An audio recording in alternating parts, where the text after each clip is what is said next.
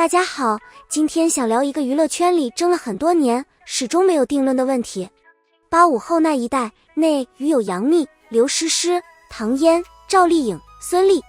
这批人撑起了整整10年的收视和话题，但他们陆续淡出核心舞台之后，下一个能接棒的顶流到底是谁？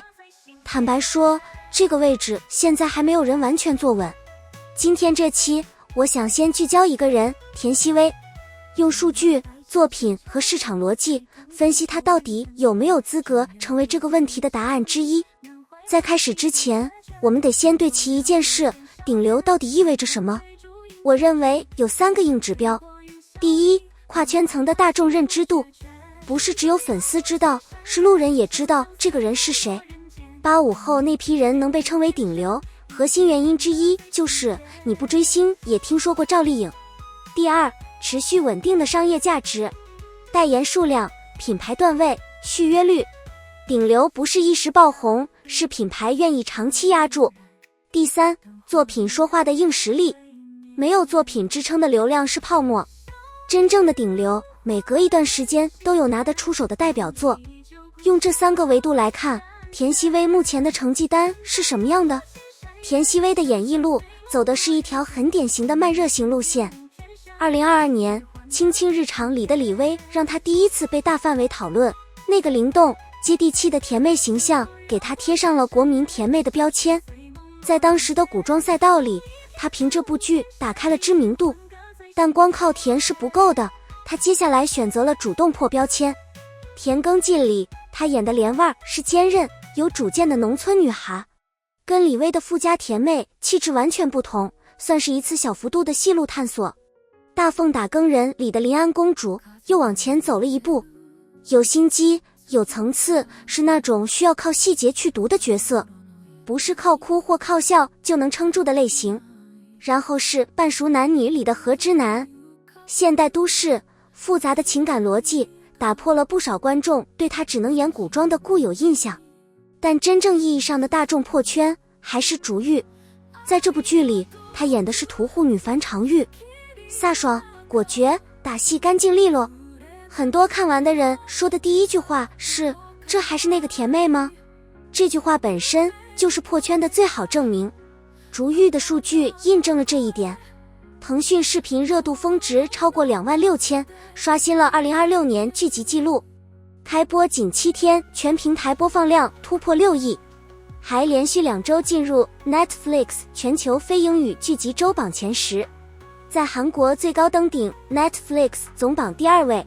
这个成绩说明他触达的已经不只是国内追剧群体了。如果大众认知是感性判断，商业数据就是理性打分。品牌选代言人本质上是一种风险投资，他们会做调研，看受众画像，看舆情走向。一个女艺人能拿到什么段位的代言，是市场对她最直接的评估。我们来看几个具体的例子。维密这个品牌在国内选代言人的眼光一向挑剔，田曦薇拿下维密代言之后，她为了拍摄专门练了3个月的背部线条，品牌方也把她的个人特色用得很到位，把甜妹也有力量感这个反差点做成了整个合作的核心叙事。这种配合度说明双方在形象逻辑上是真正对上了的。烂蓝高端护肤赛道定位明确的精英女性品牌。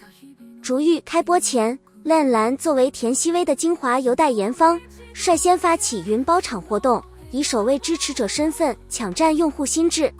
高端护肤品牌愿意把自己绑定在一个艺人的剧集营销上，背后的逻辑是，他们认为他的受众画像和品牌目标用户是高度重合的。高洁丝，国民级日用品牌，核心受众是年轻女性。竹玉开播前夕，高洁丝将线下品牌活动与剧集宣传结合，通过话题引爆全网讨论，为次日开播预热引流。这种品牌活动加剧集热度联动能做得这么顺，是因为双方的受众本来就是同一批人。把这几个代言放在一起看，你会发现一个规律，从高端护肤到国民日用品，它的受众覆盖面是相当宽的，这不是靠单一人设能做到的事，说明它在不同消费心理的人群里都有认知度。另外值得一提的是续约逻辑，续约比新签更能说明问题。新签可以是时机对，但续约代表的是时机转化。品牌在看完一个完整合作周期的数据之后，还是选择继续压住，这才是真正的市场评分。目前来看，田曦薇的商业路线是相对健康的，不是靠一个爆红时机堆满代言，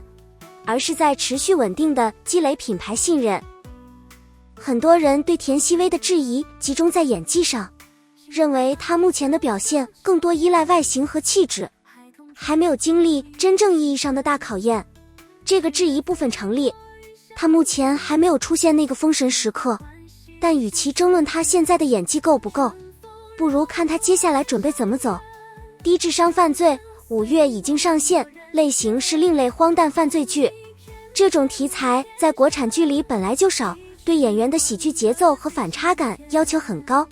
他选这个本子本身就是在主动跳出舒适区。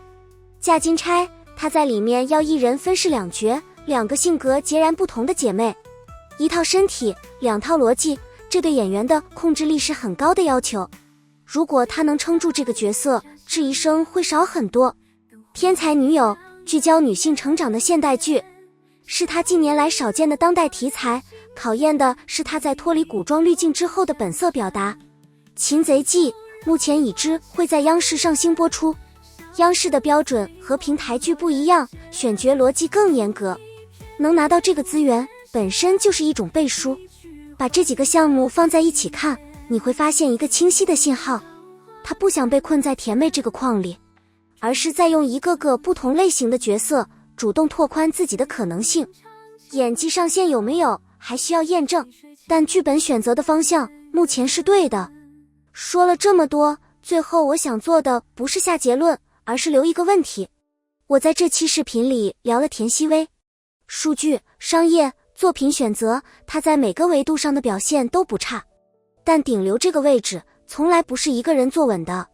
它需要有人不断挑战，不断比较才有意义。同代的竞争者里还有很多名字值得认真聊，白鹿、赵露思、任敏、虞书欣，每个人都有自己的优势，也都有自己尚未突破的瓶颈。接下来我打算把这些名字一个一个拿出来，用同样的框架去分析，